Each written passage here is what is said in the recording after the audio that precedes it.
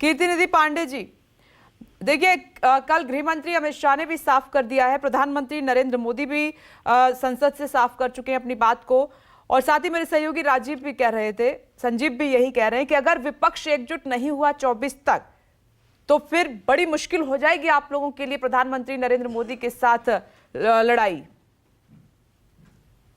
देखिए विपनेश जी, जो माहौल भारतीय जनता पार्टी इस देश के अंदर बनाना चाहती, भारतीय जनता पार्टी नरेंद्र मोदी जी के चेहरे को आगे करके चुनाव लड़ना चाहती है और बार बार इस बात पे कई बार डिबेट्स होते हैं, तमाम चैनलों पे डिबेट्स होते हैं कि मोदी के खिलाफ कौन।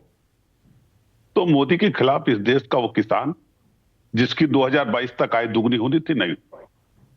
मोदी के खिलाफ वो नौजवान जिसको हर साल 2 करोड़ नौजवानों को रोजगार पाना था, आज भी रोजगार नहीं मिल पाया। मोदी के खिलाफ वो लोग जो 60 रुपए के डीजल से और सस्ता डीजल चाहते थे, आज 100 रुपया खरीद रहे हैं डीजल पेट्रोल। जो 400 रुपए का सिलेंडर जिनको महंगा लगता था इस देश के अंदर, वो आज 1200 में सिलेंडर ले रहे हैं। वह लोग, इस देश के लोग मोदी के खिलाफ। और एक जो परसेप्शन बनाने का प्रयास हो रहा है कि मोदी जी के खिलाफ कौन, मैं आपसे जानना चाहता हूं विपनेश, भारतीय जनता पार्टी के प्रवक्ता हैं, क्या 2004 में इस देश के नेता रहे, देश के प्रधानमंत्री स्वर्गीय अटल बिहारी वाजपेयी जी के खिलाफ भी कोई चेहरा था? कोई चेहरा नहीं था। जनता खड़ी हुई इस देश की। और जिस तरह मोदी जी आज अपने को कह रहे हैं कि हम सब पर भारी हैं, ऐसे ही अटल बिहारी वाजपेयी और भारतीय जनता पार्टी तब भी परसेप्शन तैयार कर रहे थे, और उससे भी पहले चलेंगे तो इमरजेंसी के दौरान में कांग्रेस का सरकार रहा। इंदिरा जी अपने को आयरन लेडी, पूरा दुनिया में आयरन लेडी के नाम से मशहूर, और इमरजेंसी के बाद जब चुनाव हुआ इस देश के अंदर तो इंदिरा गांधी जी स्वयं चुनाव हार गए। तो सवाल चेहरे का नहीं, सवाल है मुद्दों का, और विपक्ष पूरी मुस्तैदी के साथ, पूरी ताकत के साथ मुद्दों के आधार पर चुनाव में जाएगा। और जहां तक एकजुटता का सवाल है, मैंने कई बार कहा कि अभी चुनाव में थोड़ा वक्त, 1 साल से ज्यादा का वक्त बचा है, और जैसे जैसे चुनाव नजदीक होगा तमाम राज्यों में आपको अलायंस भी दिखेंगे। बीजेपी में यही अंतर है, आप ये कहते रह जाते हैं कि अभी वक्त है, इसी में सारा वक्त निकल जाता है, और बीजेपी डे 1 से अपनी तैयारी कर लेती है।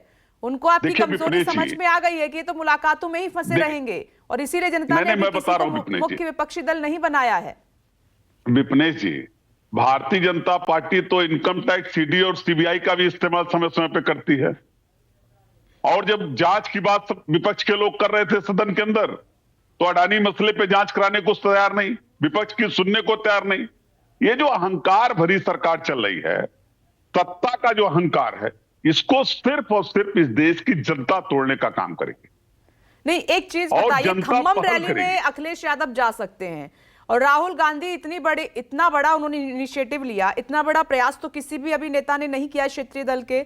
कांग्रेस सबसे बड़ी पार्टी है, पूरे देश का भ्रमण राहुल गांधी करके आए, फिर संसद पे जिस तरीके से उन्होंने सरकार को घेरा, किसी ने नहीं अभी तक ये कोशिश की है। उसके बाद उत्तर प्रदेश में जब वो जाते, इन्विटेशन देते हैं, अखिलेश यादव वहां नहीं आते, इस पर आप कुछ नहीं बोलते। मतलब आप खम्मम में जा सकते हैं लेकिन राहुल गांधी की रैली में शामिल नहीं हो सकते, यही समझा जाए ना कि राहुल गांधी से आपत्ति है, नहीं जाना चाहते साथ में।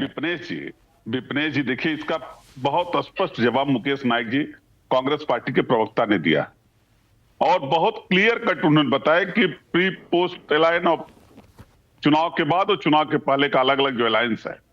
हमें कह रहे हैं कि उत्तर प्रदेश में एक बात तो तय है कि चाहे स्थानीय निकाय विधान परिषद का चुनाव हो, चाहे स्नातक निर्वाचन क्षेत्र के विधान परिषद का चुनाव हो, लड़ने का काम तो सिर्फ समाजवादी पार्टी करती है, और हम ही है जो पूरी ताकत से उत्तर प्रदेश के अंदर भारतीय जनता पार्टी से लड़ने का काम कर रहे हैं। और ये पूरी विश्वास से मैं कह सकता हूं विपनेश जी कि समाजवादी पार्टी ही उत्तर प्रदेश में भारतीय जनता पार्टी को रोकने का काम करेगी। कहां से कहां पहुंच गए, बीएसपी पूरा फायदा उठा ले गई और आप कहां पर रह गए।